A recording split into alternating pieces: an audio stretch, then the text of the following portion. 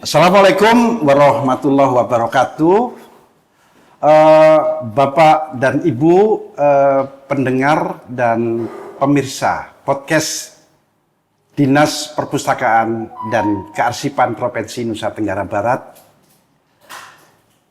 Pagi ini kita senang bisa berbicara dengan Bapak Kepala Dinas Perpustakaan dan Kearsipan Provinsi Nusa Tenggara Barat, Dr. Haji Ashari, SH.MH. Selamat pagi, Bapak. Assalamualaikum warahmatullahi wabarakatuh. Selamat pagi dan salam sejahtera untuk kita semua. Waalaikumsalam warahmatullahi wabarakatuh. Tanda penyemangat. Ya, baik. Jadi tanda penyemangat sebagai ASN sesuai dengan salam integritas, salam ASN. Mari kita buka dulu dengan salam integritas ASN. ASN berakhlak, ASN berakhlak, ASN bermartabat, ASN bermartabat, ASN bebas dari korupsi. ASN bebas dari korupsi. Baik, pertemuan kita hari ini adalah pertemuan dalam pembicaraan penting, tetapi kita obrolkan dengan santai. Kenapa ini penting? Karena pertemuan ini kita harapkan adalah obrolan tentang betapa pentingnya sebuah literasi yang dirasakan oleh siapa saja di Provinsi Nusa Tenggara Barat ini, bahwa kehadiran Bapak Dr. Haji Ashari di Dinas Perpustakaan dan Kearsipan ini sebagai sebuah kelanjutan untuk membawa satu nilai-nilai pengembangan kapasitas ASN setelah bertugas sebagai Kepala BPSDMD Provinsi Nusa Tenggara Barat periode 2022-2025. Ini luar biasa. Tidak mudah untuk membayangkan sebuah perjalanan karir, perjalanan pekerjaan dari mengurus sumber daya manusia, sekarang mengurus keilmuan lewat Dinas Perpustakaan dan Kearsipan. Saya mau tanya pandangan ini, Pak Kadis, bahwa di dalam poin-poin Astacita Prabowo Gibran sebagai Presiden dan Wakil Presiden Republik Indonesia, di poin 4 itu memang di Astacita itu disampaikan bahwa memperkuat pembangunan SDM, sains, teknologi, pendidikan, dan kesehatan. Itu salah satu poin. Dan poin ini menjadi poin yang penting ketika tugas yang sangat mulia diemban oleh Dinas Perpustakaan harus menjawab salah satu poin dalam Astacita ini. Bapak juga dikenal sangat komprehensif di dalam menjelaskan tentang Ipolek Sosbud Hankam sebagai seorang doktor hukum, sebagai seorang kepala OPD. Kita ingin mendengar hal-hal yang berkaitan dengan Astacita ini. Terima kasih Pak Cukup. Jadi ini adalah sangat luar biasa dan menarik. Setelah saya beberapa kali sudah melampaui karir-karir saya dari bawah, yaitu dari pendidikan, dinas pendidikan, terus pernah juga di pariwisata sebentar, dan juga di Biro Hukum. Setelah di Biro Hukum pernah juga sebagai Sekretaris Korpri. Setelah Sekretaris Korpri juga pernah jadi Sekwan lebih kurang 6 tahun. Dan setelah di Sekwan ini saya dipercaya sebagai penjabat Bupati Lombok Utara lebih kurang 1 tahun juga. Dan setelah itu balik lagi ke Sekwan. Dan setelah di Sekwan pernah juga staf ahli sebentar. Setelah ahli ini dipindah lagi ke Dinas Desa Dukcapil Prop NTP lebih kurang 6 tahun. Lama juga. Dan di sini banyak pengalaman-pengalaman. Dan setelah di DPMPD Dukcapil itu saya dipercayakan di BPSDM. Dan sekarang terakhir ini di Dinas Perpustakaan dan Kearsipan. Alhamdulillah dengan pengalaman-pengalaman ini tentunya banyak sudah asam, Ya. banyak garam, Ya.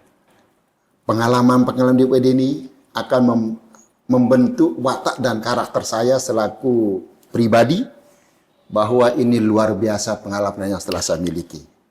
Ya, artinya mendengar cerita rangkaian panjang sebuah pengalaman kerja di birokrasi, kita membayangkan banyak yang sudah Bapak lakukan, dan hari ini pengalaman-pengalaman itu kemudian bisa dioptimalkan lagi untuk mendorong pengembangan literasi lebih optimal, khususnya di Provinsi Nusa Tenggara Barat.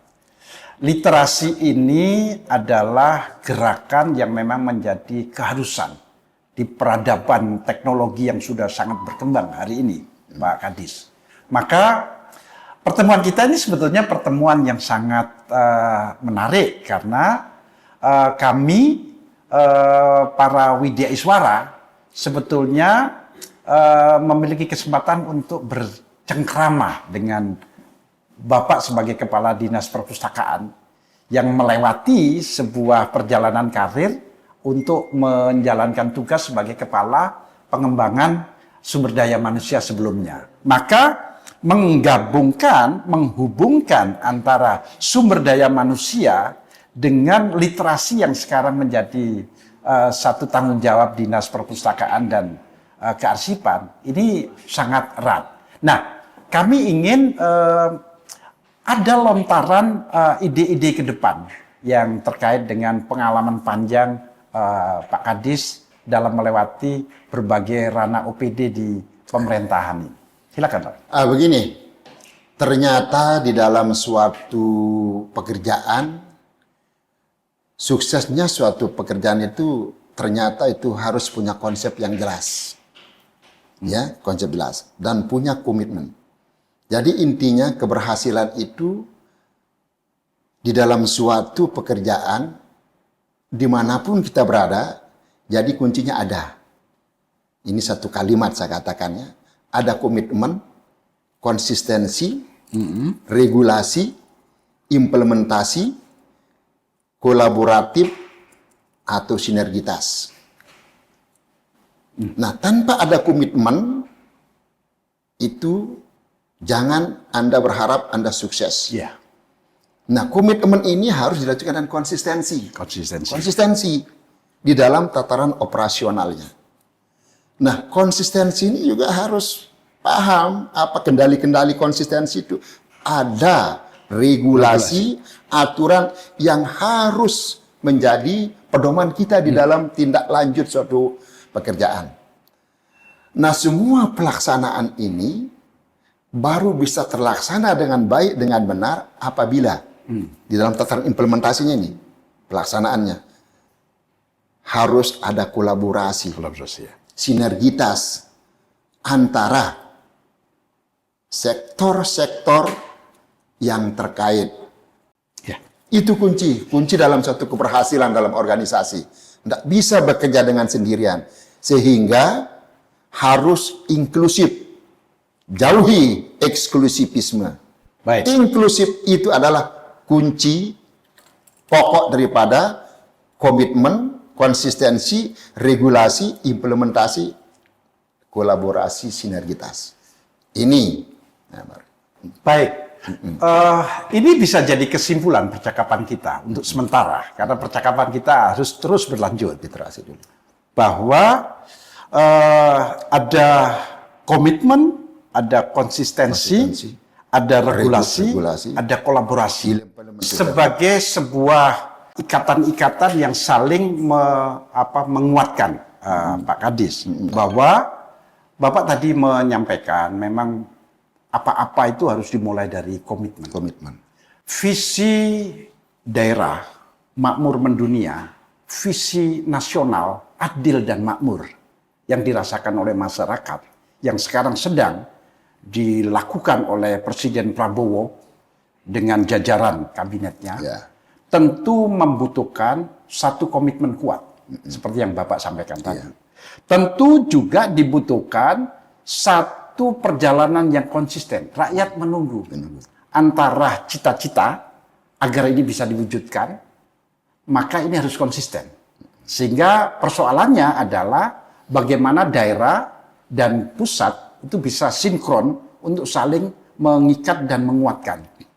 Regulasi adalah sebuah harapan bahwa tidak ada kebaikan sebuah tatanan bila tidak mengikuti pedoman. Maka apa yang Bapak sampaikan sangat relevan dengan apa yang menjadi cita-cita daerah dan pusat. Dan yang terakhir adalah kolaborasi yang diimplementasikan. Ini bukan hal yang harus ditunda lagi, karena melakukan kolaborasi adalah keniscayaan hari ini. Ada Widya Iswara yang bertugas dan bertanggung jawab untuk mengembangkan kapasitas para ASN di daerah. Ada Dinas Perpustakaan dan Kearsipan yang memang bertugas dan membawa amanah untuk makin membuat kapasitas ASN ini literasi, baik literasi digitalnya maupun literasi keilmuan lainnya itu bisa lebih maksimal. Ini harus dikolaborasikan. Maka pertemuan kali ini, Pak Kadis, adalah pertemuan awal untuk membangun satu komitmen yang dilandasi oleh aturan-aturan yang memang sudah disediakan untuk bisa mendorong berkembangnya kolaborasi ini lebih implementatif. Oke, jadi setelah saya melihat, setelah saya pelajari hanya 1 hari di Dinas Perpustakaan, saya melihat bagaimana pekerjaan-pekerjaan teman-teman, dan ini terakhir sekarang di pelayanan saya langsung datang. Saya terbayang waktu bagaimana saya bertugas di BPSDM. Jadi pada waktu kemarin itu kan ada job fit. Nah, bagaimana untuk melihat kompetensi para pejabat. Baik dari segi kompetensi pribadinya, keilmuannya, maupun kompetensi dalam tataran implementasi pelaksanaannya. Nah ternyata di dalam job fit ini sebenarnya sangat luar biasa. Bahkan apalagi kalau kita job fit kan ini ada seperti podcast seperti ini. Sehingga kita melihat secara langsung kompetensi orang itu jelas. Ini makanya kalau bisa nanti ke depan kita usul calon-calon pejabat ini, job fit ini kita tambah dengan wawancara job fit seperti ini dan bisa dilihat oleh masyarakat. Lebih terbuka. Nah, sehingga dalam literasi setelah saya masuk di perpustakaan, saya panggil semua kabit kemarin. Ini terkait ada nanti acara Bunda Literasi, apa-apa yang substansi yang akan disampaikan. Sehingga secara spontan, saya buat satu tema. Dan ini saya undur acara ini, akan saya insya Allah akan saya lapor Pak Gubernur. Jadi saya buat tema di dalam acara itu nanti, ada literasi astacita dalam konteks Ipolek Sosbudhankam untuk NTB makmur mendunia. Nah itu. Ya, ini saya buat tema. Konsepnya Pak. Nah, ini nanti mengapa harus literasi astacita? Karena ini sekarang harus disukseskan. Astacita saya mengambil di dalam astacita 8 cita atau misi presiden ini yang harus diturunkan ke provinsi, kabupaten, kota. Bahwa pertama dalam astacita ini yang saya ambil adalah pendidikan. Karena perpustakaan itu adalah bagian juga dari pendidikan. Bagaimana mengembangkan kompetensi orang, bagaimana membudayakan minat baca seseorang, sehingga nanti dengan budaya baca itu akan menjadi memahami bagaimana dunia sebenarnya. Tanpa membaca juga, bagaimana paham tentang makmur mendunia, nggak bisa. Sebab saya lihat ini semua jenis-jenis buku, saya lihat ini di kelas-kelas ini banyak sekali. Sehingga saya simpulkan, Ipolek Sosbudhankam ini sudah semua ada di sini. Bagaimana pemahaman ideologi Pancasila, bagaimana pemahaman masyarakat desa terutama tentang ideologi Pancasila. Ini perlu kita literasikan ke desa.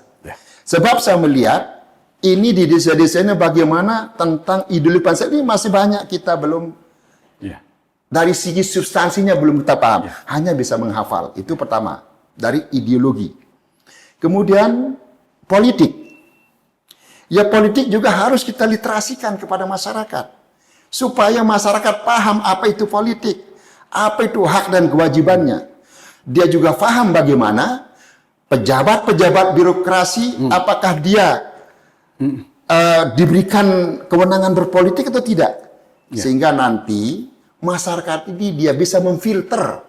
Kalau ada pejabat-pejabat turun ikut mempengaruhi politik karena dia tidak boleh, itu bisa ditangkap oleh rakyat. Kira-kira begitu kasarnya. Dia tidak boleh ikut-ikut cawe-cawe ini pejabat-pejabat birokrasi. Sehingga ini oleh Bapak Gubernur sekarang ini sangat konsen.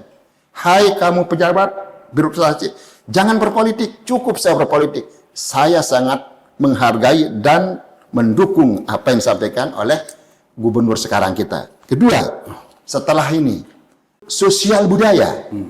Ini juga, tadi sudah saya lihat bagaimana membudayakan minat baca masyarakat. Sekarang Astacita ini termasuk bagaimana ekonomi kan, ekonomi. Sekarang kemiskinan ini harus diberantas dari bumi Indonesia. Pasal 33 ayat 1-2 ini selalu disampaikan Presiden. Bahwa bumi, air, kekayaan alam yang terkandung dalam dikuasai oleh negara untuk sebesar-besar kemakmuran rakyat. Itu dari sisi kemiskinan. Jadi masyarakat Indonesia lokal tidak boleh ada miskin. Ini perlu literasi yang jelas kepada masyarakat. Ini akan saya sampaikan juga kepada masyarakat. Nah, kemiskinan itu dari sisi ekonomi. Terus bagaimana dari sisi tenaga kerja juga? Sosial ekonomi kan tenaga kerja. Pengangguran, orang tamat SMA, SMK, perguruan tinggi setiap tahun itu melampaui. Terus kemana mereka? Kalau dia tidak punya skill, punya kemampuan, nah ini adalah kan tanggung jawab negara untuk memfasilitasi mereka. Ini perlu literasi dengan jelas dan tegas. Nah baru kepada setelah tenaga kerja, bagaimana hukum dan keamanan kita. Hukum juga harus paham betul masyarakat. Itu makanya sering di mana-mana kesempatan saya selalu katakan antara dasolen, dasen, bagaimana dia selaras. Kebijakan-kebijakan pemerintah yang di atas, dia harus sesuai dengan kebijakan-kebijakan di bawah itu, dia sesuai dengan kebijakan di atas. Sesuai dengan hierarki peraturan perundang kita dari Undang-Undang Dasar 45, TAP MPR, Undang-Undang Garing Perpu di bawahnya, peraturan pemerintah di bawah PP, di bawahnya itu peraturan presiden, dan peraturan setelah itu peraturan daerah provinsi, peraturan kabupaten, dan terakhir kebijakan ada di peraturan desa. Sehingga semua kebijakan-kebijakan ini dalam tataran melaksanakan Astacita itu dia harus sejalan, seiring. Tidak boleh ada yang membalelu. Kira-kira begitu. Sehingga literasi IPOLEK Sesbudahan kami ini harus menyentuh kepada lapisan masyarakat terbawah. Luar biasa, Pak Kadis. Menyimak penjelasan Bapak, itu seperti tidak ingin mengakhiri. Tapi kita memang harus mengakhiri, Pak Kadis. Sebuah perencanaan yang sangat kami tunggu, ada kegiatan Bunda Literasi, Literasi Astacita, yang nanti akan dikaitkan dengan visi daerah untuk menuju NTB makmur mendunia. Ini akan menjadi harapan kita semua. Berkomitmen, berkonsistensi, berbasis pada regulasi, dan terus melakukan kolaborasi adalah cita-cita kita bersama. Dan itu keniscayaan. Baik. Untuk Indonesia makmur mendunia. Untuk Indonesia jangan melanggar kebijakan. Baik. Kebijakan itu harus sehingga orang menilai kita konsisten. Luar biasa. Hanya satu kata hari ini adalah percakapan yang luar biasa, percakapan yang keren. Kita akan sambung dalam percakapan berikutnya. Terima kasih atas perhatian semua. Mohon maaf bila ada kekurangan. Assalamualaikum warahmatullahi wabarakatuh. Waalaikumsalam warahmatullahi wabarakatuh.